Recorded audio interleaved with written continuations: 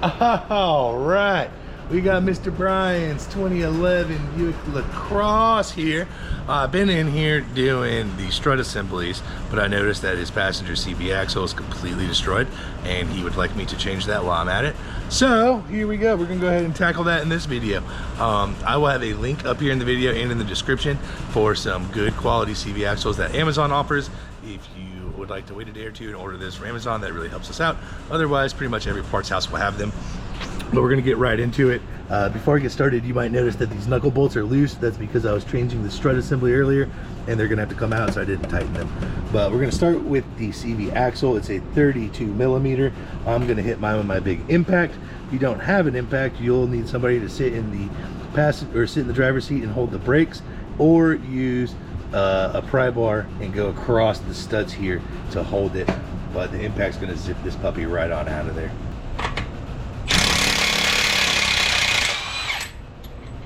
Easy peasy lemon squeeze it. All right, so once you have that nut free, I like to give it a push with my thumb just to make sure that it's loose and it's not stuck in there. So you saw how that moved. Now you're gonna come up here to the top of the knuckle. These will be 18 millimeters on both sides. I shoot the nut side with my impact while I hold this side with a wrench, but you'll get them nice and loose like this, and then we can go ahead and push these out and let the knuckle fall forward. Okay, here we are. I got the lower bolt out. I'm getting ready to remove the top one, but I just want to show you, you do want to make sure you take your brake line out of the strut. So we're going to lean this puppy forward and rotate it slightly to get the axle out. So just make sure that this isn't getting caught up there. But here we go. Now we're ready to take that upper bolt out. You're going to want to put a little pressure on the bottom and maybe drive it out with a ratchet or an impact, or sometimes you can get it just in the position it's loose enough to push it out with your hand. Just whatever you got to take to get it out of there. All right, this may look taut, but I got this bungee cable here, so it has a little bit of slack in it, which is all you need, but you do not want to hang it on the brake line long term. So we got that tension off of the brake line there. You'll see our CV axle came out in two pieces because it's so destroyed. So you'll see there, slid right out of there though.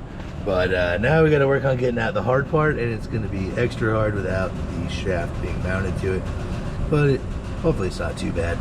I'm going to go ahead and actually jack this up a little bit more, and hopefully I can slide up on the bottom side, and I'll show you the best trick I know to get these puppies out. Alright, so I have a tool here that most people are not going to have, and that is a slide hammer that we made a vice grip attachment for, that I use pretty much exclusively for pulling these puppies out because it makes it super, super easy. But I did want to show you that if you don't have one, all you're going to be doing is crawling in from the bottom side there, finding somewhere that you can fish and get leverage, and you want to put a crowbar or a pry bar right on this tip and just pop it. You're trying to get this clip down here to pop free from the transmission or differential. But yeah, so I have, like I said, I have this vice grip assembly. It makes life really easy for me. And they may sell these. If they do, I'll have a link in the description, but I don't even know if they do. Ours is homemade. But yeah, you can always get a pry bar in there and pop them. That's the way you typically do it if you don't have one of these. But there we go. Our axle is completely out, so now I'm going to clean up a bunch of this grease that came out with it. And then I'll show you how to clean up the splines on the hub there and get ready to prep for the new axle to go in. All right, here we are. We got our new axle. This is a precision model. I'll probably have a Detroit axle linked in the video though. We ended up just getting this local at the old Riley's, but I just wanted to show you that on the old CV is this little rubber boot. You're gonna want to pull that off, slide it on. This is the end that mates to your trans or diff. There we go. Sorry. There we go. So now that is on, and this puppy's ready to go in. I'm going to show you a quick little trick here. Hopefully you can see right there. What we're going to do is get a little dabble of red grease. You can pretty much use any grease, and you're going to put grease on the splines here and use it to try and hold this clip kind of in the center here. This is going to help it spline in and hold the clip in its position, because that clip can be a booger to fight, I tell you. Then we're also going to spline or grease the splines on the other end to slide through the hub assembly. Boy, I'll tell you what, my lift is broken right now, and it's times like this where I just cannot wait to fix it today and have that puppy back in operation, because doing this on the ground sucks when you have a lift and you know you could do it in the air. I'd much rather stand to do this, but that's probably because of this big old belly. I don't like sitting. It gets in my way when I'm all hunched over. So we're all greased up on both ends. So what we're gonna do, let me turn my light on, is I'm going to fish this in with my hand. Sometimes you can just slam it with your hands and it'll click in. If not, we'll grab a rubber mallet, we'll push it till it's compressed, and we'll get it straight, and we'll hit this end with a rubber mallet. Let's see if we get lucky today. Is it a lucky kind of a day? Ah, that's going in. I don't think it's gonna be a lucky kind of a day. All right, what I'm about to do, you can do with a rubber mallet, not a hammer. Basically, compress it and then whack it, just like that.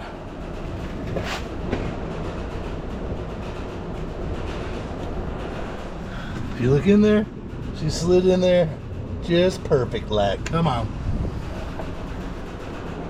Now,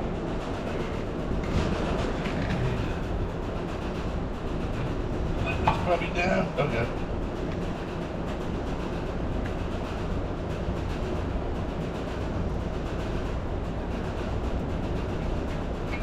A little spacer clip thing back here.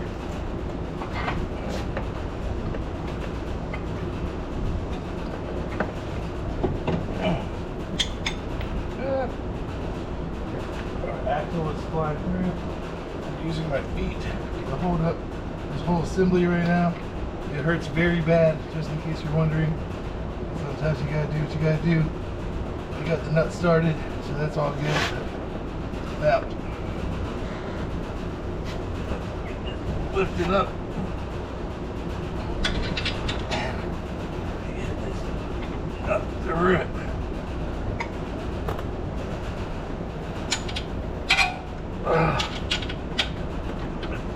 Whoa, whoa, look at that. Come on. Bam! Green eggs and ham. Alright, now I just need to get my bolt in there. We're going to get these tight, and then we will torque this axle nut. So I'm going to get these tightened up, and then yeah, I'll pick back up and torque in this puppy. All right, here we are to finish out. So everything is tight back together. All we got to do is this axle nut here. So the torque spec on this is you torque it to 150 Newton meters, then you back it off 45 degrees, and then you torque it to 250 Newton meters. So there's two ways to do this. I don't have an assistant, but essentially I think the 150 will probably hold. So we'll take it to that, click it, then we'll loosen it 45 degrees, then we'll come back to 250, and I will probably be putting my pry bar across these studs here, and that's how we're going to hold it while we try and torque it. Otherwise, you can have somebody sit in the car and hold the brakes, and that will typically get the job done as well. And she's spinning. So yeah, what you'll do, she'll come in here with the pry bar. So we'll do this while you do.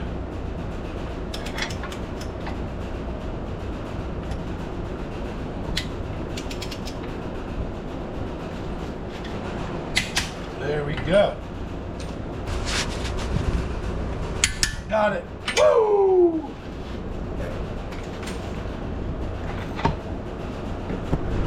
Sorry for the foul language, but that is freaking tight. There you have it. CV axle is installed. Everything is torqued down. We are ready to put these tires back on and take her for a test drive. So if the video helped you out, hit that thumbs up button and subscribe if you want to see more. And yeah, order the Amazon stuff if you so choose.